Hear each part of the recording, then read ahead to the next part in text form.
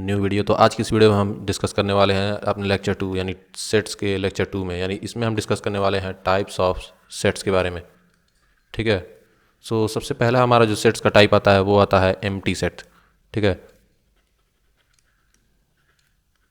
Empty set को हम जो है नल सेट भी बोल सकते हैं एंड वॉइड सेट भी बोलते हैं। ठीक है।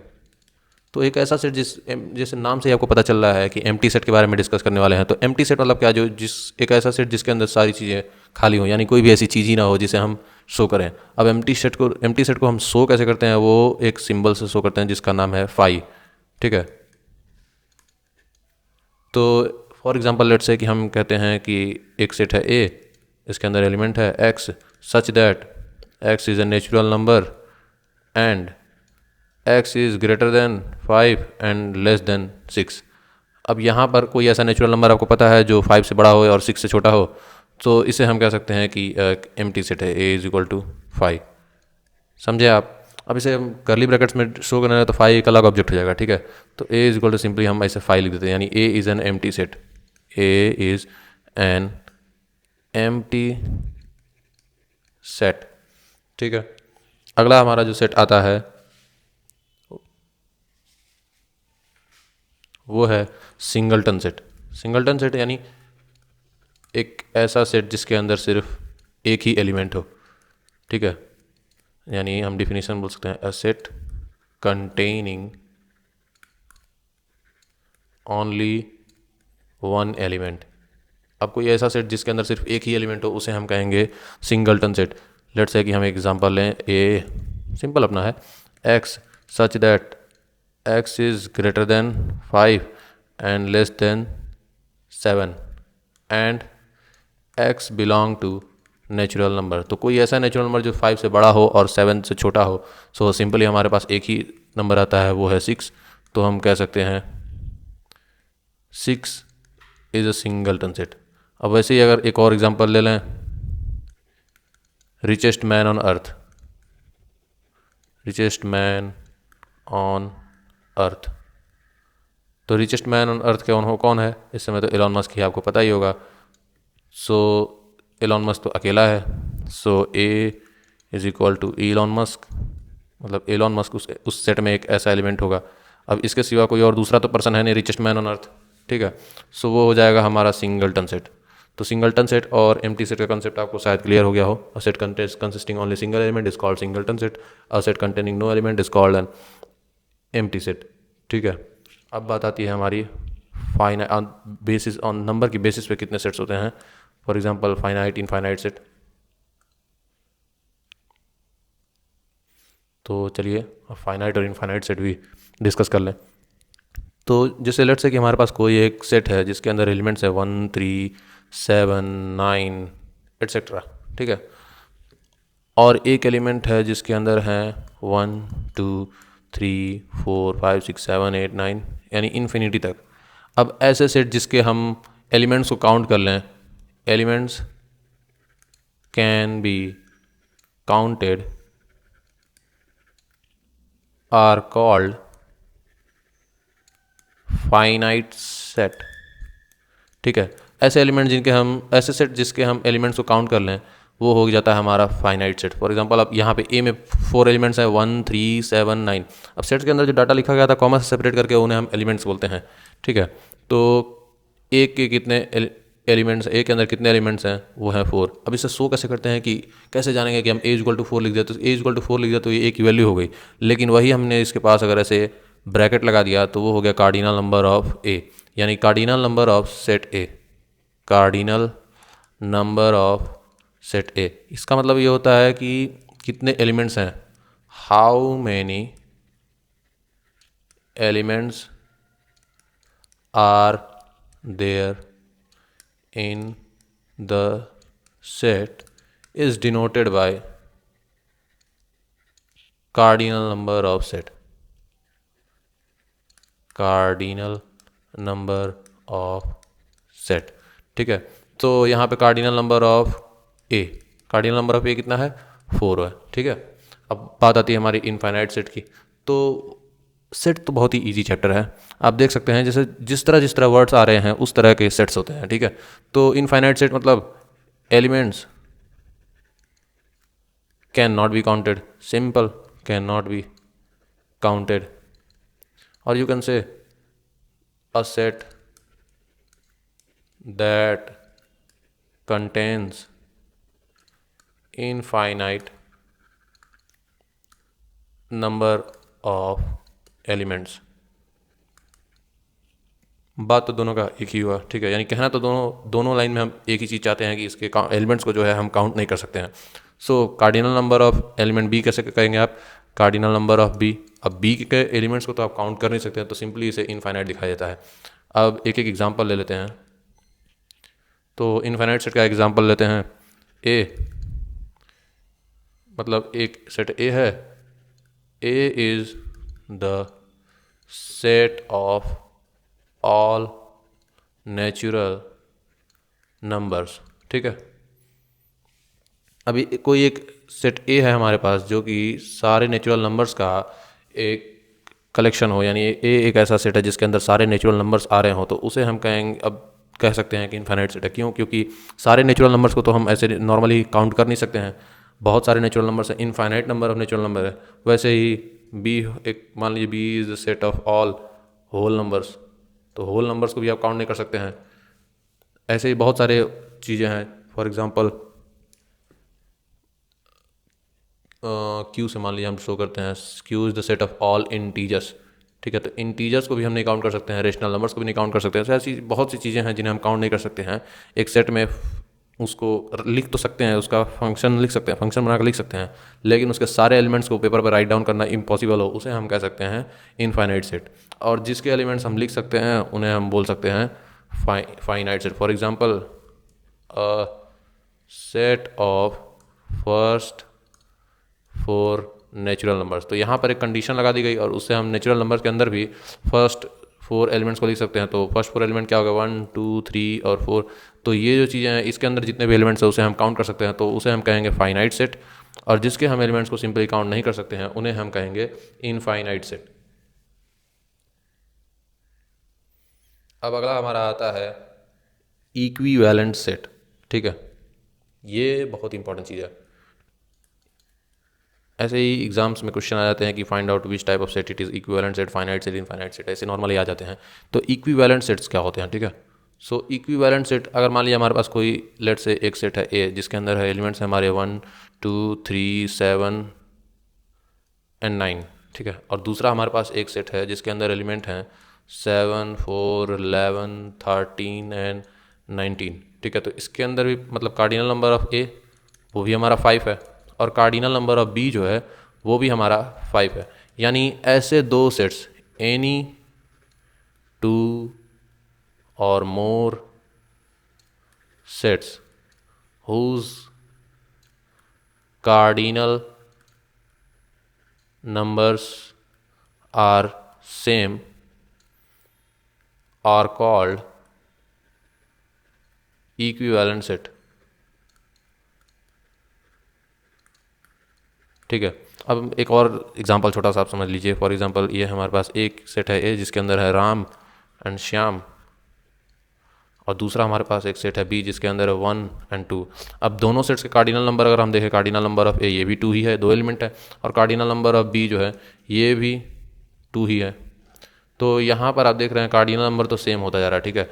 तो कार्डिनल नंबर सेम होना ही चाहिए बस, और कुछ नहीं कि इसके अंदर आप नेम्स रखे हुए हैं और इसके अंदर के आपने लेटर्स रखे हुए, वर्ड्स रखे, मतलब नंबर्स रखे हुए हैं, तो ये चीज़ें इक्विवेलेंट नहीं होंगी, ऐसा कुछ नहीं है, ठीक है। इक्विवेलेंट सेट होने के लिए बस आपको क्या मैच कराना है? Cardinal numbers. अगर दोनों के कार्डिनल नंबर सेम हैं तो वो चीज़ें जो है दोनों के दोनों सेट्स हम कह सकते हैं कि इक्विवेलेंट सेट्स हैं, ठीक है। अगला हमारा आता है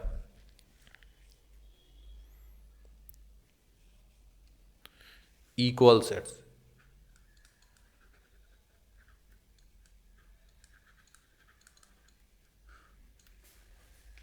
इक्वल सेट्स की बात करें तो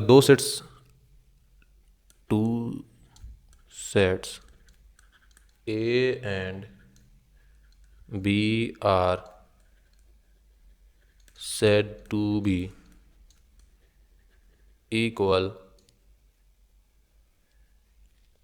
if every element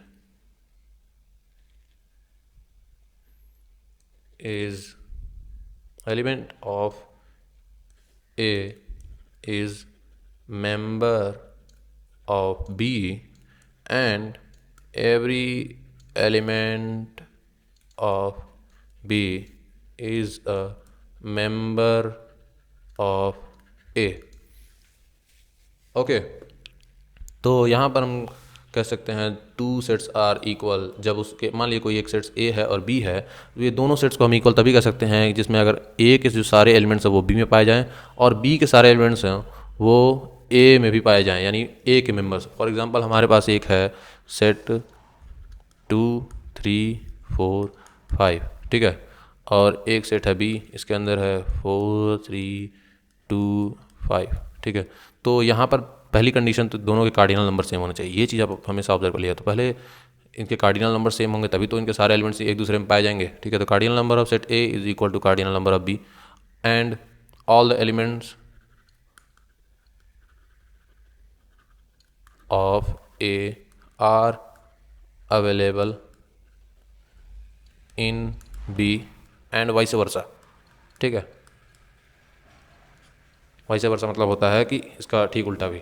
तो ए के सारे एलिमेंट्स बी में फाइंड आउट हो रहे हैं और बी के सारे एलिमेंट्स जो है हमारे ए में भी फाइंड आउट हो सकते हैं, यानी ईजिली हम एक दूसरे के एलिमेंट्स को इक्वली देख सकते हैं। मतलब कि दोनों इसके सारे एलिमेंट्स, ए के सारे एलिमेंट्स बी में हैं और बी के सारे एलिमेंट्स ए में हैं, तो हम कह सकते हैं A is equal to B, यानी ए और बी जो है इक्वल सेट्स हैं, ठीक है।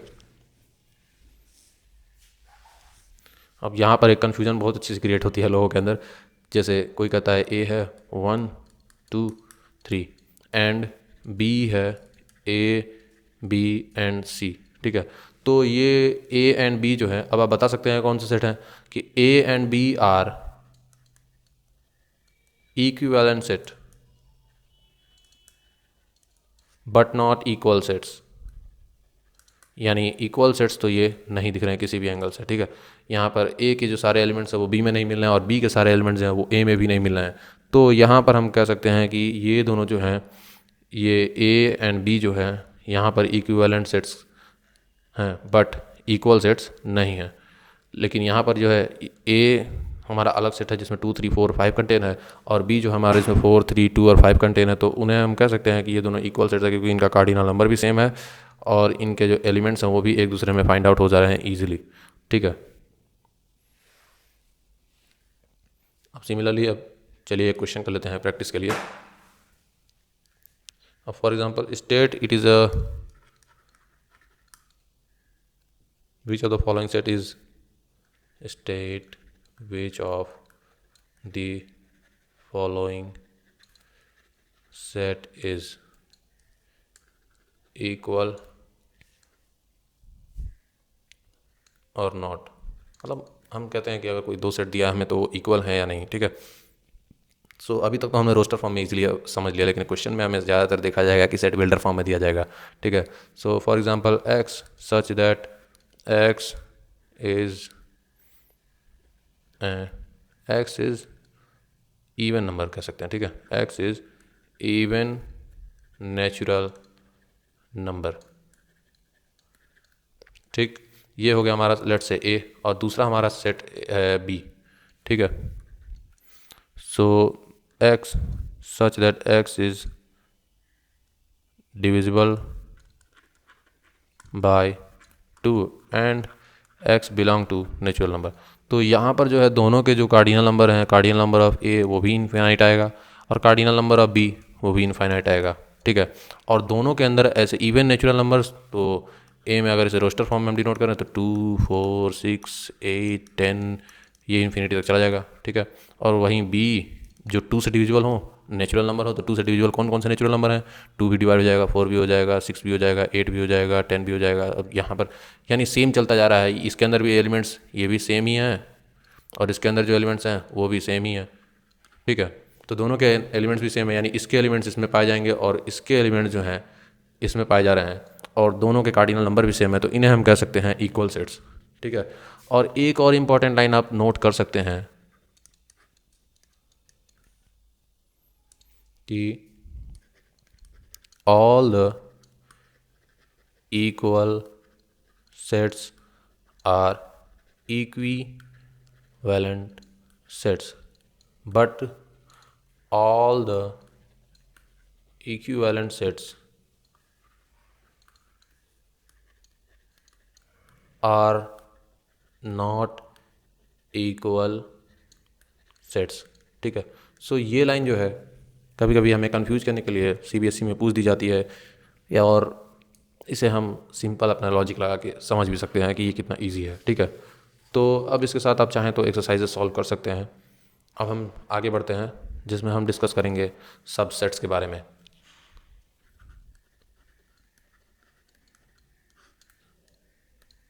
सबसेट्स क्या होते हैं? सबसेट्स मतलब होते हैं सेट्स के सब साइड, मतलब सब मतलब पार्ट।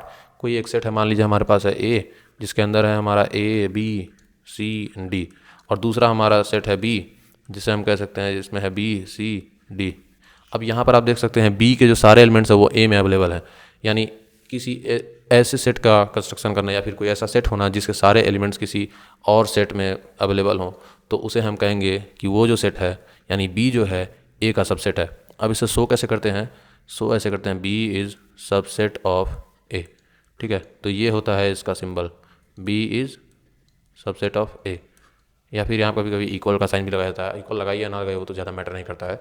ठीक है। तो इसका मतलब क्या है? B is subset of A, इसका मतलब B is a part of A. अब ये नहीं कह सकते हैं कि A is subset of B, क्योंकि ए के अंदर कुछ एक एक्स्ट्रा एलिमेंट ए है हमारे पास जो कि बी में अवेलेबल नहीं है। तो A is not a subset of B, यानी A is not a subset of B. तो ऐसे not a subset of B को डिनोट किया जाता है और B is subset of A ऐसे डिनोट किया जाता है। ठीक है। अब कुछ सिंबल्स आप समझ लीजिए। फॉर एग्जांपल इसका मतलब हो गया आपका बिलोंग्स टू। वहीं पे अगर इसको कट कर दें तो नॉट बिलोंग्स टू। इसका ये अगर सिंबल है तो इसका मतलब हो गया फॉर ऑल। ये अगर सिंबल है तो ये हो गया दिस इम्प्लाइज। ठीक है। ये हो गया सिंबल यू, तो ये हो गया आपका यूनियन, यूनियन शो करता है। और ये हो गया अगर आपका इस तरह है, उल्टा यू है, तो वो इंटरसेक्शन शो करता है। अगर ये कुछ इस तरह है तो ये सबसेट को शो करता है, और ये अगर इस तरह है तो ये नॉट अ सबसेट ऑफ हो गया। सो सबसेट तो आप समझ ही गए, इजी है, क्योंकि सबसेट हम कह सकते हैं कि if all the elements of B are available in A, then you can say that B is a subset of A। Okay. अब बात आती है हमारी टाइप्स ऑफ सबसेट की। एक चीज़ और बता दूं मैं आपको यहाँ पर, मान लीजिए अगर ए एक सबसेट है, एक सेट है जिसके अंदर ए बी सी डी है, तो आप ये भी लिख सकते हैं A is subset of A. यानी कोई भी सेट है ना, तो अगर वो सेट है तो वो अपना सबसेट भी होगा, यानी एक कंप्लीट सेट को दोबारा लिखेंगे तो वो उसका सबसेट होगा। यानी ए के सारे एलिमेंट्स ए में है ही, इसका मतलब क्या होगा कि इसके सारे एलिमेंट्स इसमें हैं, इसके सारे एलिमेंट्स इसमें हैं, तो ए के सारे एलिमेंट्स ए में हैं, बी के सारे एलिमेंट्स बी के सारे एलिमेंट्स भी ए में हैं। तो यहाँ पर ये भी कर सकते हैं B is subset of B, B is subset of A. ठीक है। तो ये होता है हमारा फर्स्ट थ्योरम। रुकिए मैं आपको थ्योरम्स भी बता देता हूँ इनके तीनों। तो सबसे पहला थ्योरम जो आता है वो है हमारा every set is a subset of itself, जो कि इजी है, वो तो मैं अभी बता ही दिया हूँ, इसे आप नोट कर लीजिए। एवरी सेट इज़ अ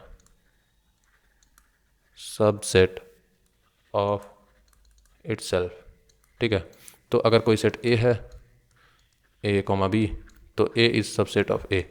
इसमें इसे लिखने में कोई भी हर्ज नहीं है, यानी कोई बुराई नहीं है। ठीक है। दूसरा थ्योरम जो है हमारा कहता है the empty set is a subset of every set.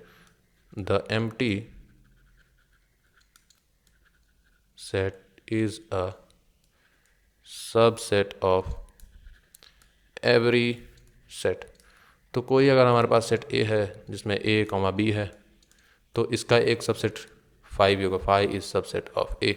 आप ये लिख सकते हैं। ये चीज़ हमेशा कोई भी सेट ले लीजिए, फाइव जो है उसका सबसेट होगा ही होगा। ठीक है। तीसरा आता है the total number of subsets the total number of subsets of a finite set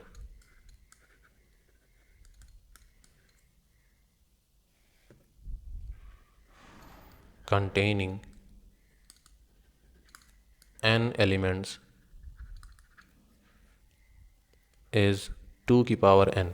अब अज्यूम करिए हमारे पास एक सेट है A जिसमें कंटेनिंग है A B और C, ठीक है। तो इसके टोटल नंबर ऑफ सबसेट्स कितने होंगे, यानी कार्डिनल नंबर ऑफ सबसेट्स होंगे 2 की पावर n, और n क्या होगा, n is the number of elements, कितने एलिमेंट्स हैं उस सेट में, ठीक है। तो यहाँ पर A के सबसेट्स कितने होंगे, subsets of cardinal number of subsets of A हो गया आपका 2 की पावर कितने एलिमेंट्स है 3, वो हो जाएगा सिंपली 8, ठीक है। अब इसे मैं बना के दिखा दूँ आपको। तो सबसे पहले हमारा रूल कि phi is an element of every subset, ठीक है। तो पहला हमारा एलिमेंट हो गया फाई, दूसरा हमारा हो गया, इन तीनों एलिमेंट्स को आप अलग अलग करके देख लें। तो एक हो गया ए हो जाएगा, एक हो जाएगा आपका बी, एक हो जाएगा आपका सी। तो ये 4 एलिमेंट्स हमने बना दिए। अब दो दो का कलेक्शन ले लें, तो A B B C and B C and A, ठीक है। एक सेकेंड, दैट्स एन एरर।